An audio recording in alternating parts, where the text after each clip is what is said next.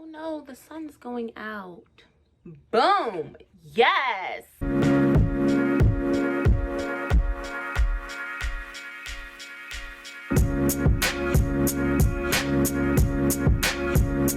Hey loves, it's me, it's your girl, it's Amirah, coming back to you with another video. Today, we'll be talking about my insecurities.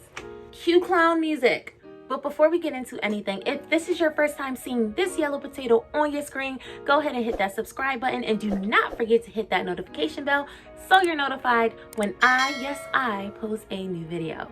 And if you're not new to the channel, hello, welcome back. I love the support. Trust and believe, I love the freaking support. Our little 76 tribe, I love y'all. I'll go to bat for y'all.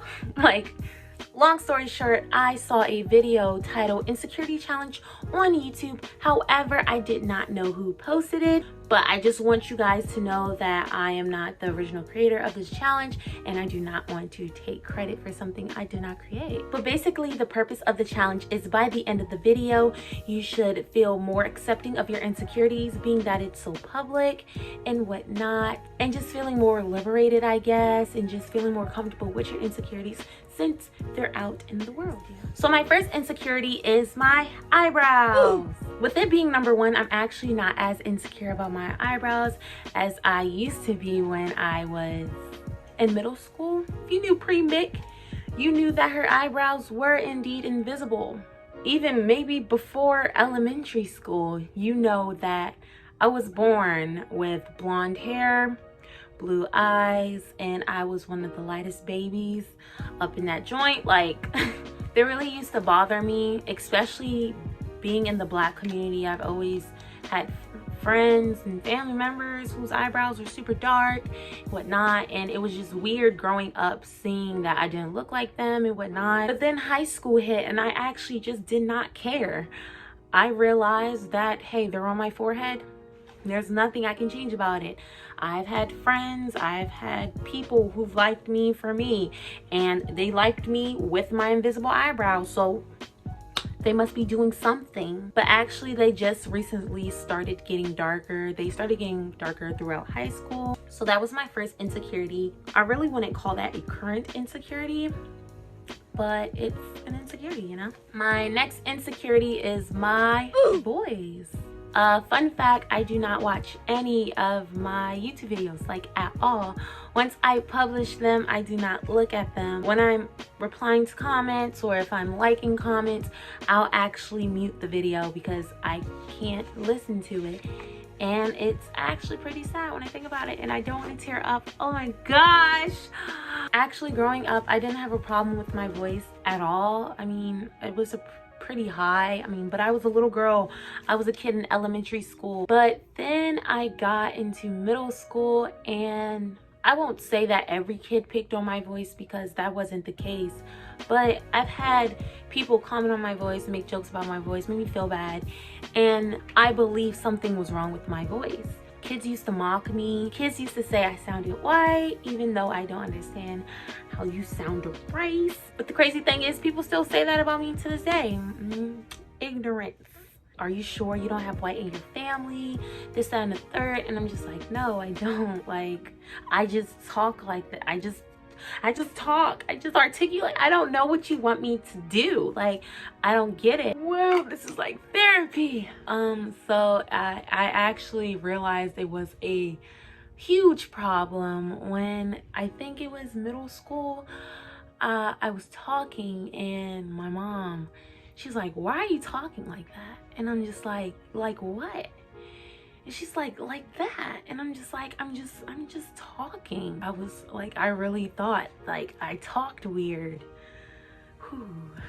Around the transition from middle school, I just didn't really talk that much. I talked to people I knew, but I did not. Even though I had such a big spirit and like such an amazing personality, I did not want to speak because the first thing people said to me was, wow, you speak real white. You speak really proper. I don't know, it's not like I'm scared to this day of how my voice sounds or whatever. It's kind of more of like a ill, like, ugh. When people try to base assumptions off of me because of the way I carry myself and how I talk, oh, she's privileged, or all this other stuff and whatnot, I'm just like, how did you get all this information just off of my voice? My next and last insecurity is my heights. For all y'all who do not know, I am 6'2". Me and my height, I don't want to cry either. My nose sounds stuffy and I really didn't even cry. Wow. I really must be coming on my period, because this crying stuff, I had a freak of nature growth spurt in the 7th grade. I woke up for school and I got out the bed and I was getting dressed. And as I was getting dressed, I realized my jeans fit me like width-wise, but they were extremely short. And then I went to go put on my shoes and I could not fit them. Come to find out, my shoes, I had jumped from a 7 to a freaking 10 overnight in the 7th grade. And at first I was like, oh my gosh, I'm tall. Like, who doesn't want to be tall? This is sweet. But I quickly realized that being tall was not it. I got made fun of a lot, but it wasn't like they made fun and I was like, oh my gosh, I'm gonna cry about it. It was like when y'all talking and they just joking on you and stuff, and people continuously joke on you and whatnot. And like, when I was a kid, I never was like, hey, stop bullying me. Like I never used the B word because I never believed that I was getting bullied. But now that I look back, that was exactly bullying. Teasing someone over and over, especially to see a reaction out of them, that's definitely bullying. And I feel like there was a complete difference between some people who were joking with me, but I also knew those who were bullying me. Back then I never used the B word. I just used to laugh, you know, giggle. But later, when it was just me in my bed, I felt terrible. It really brought my confidence down a lot. Like, so much.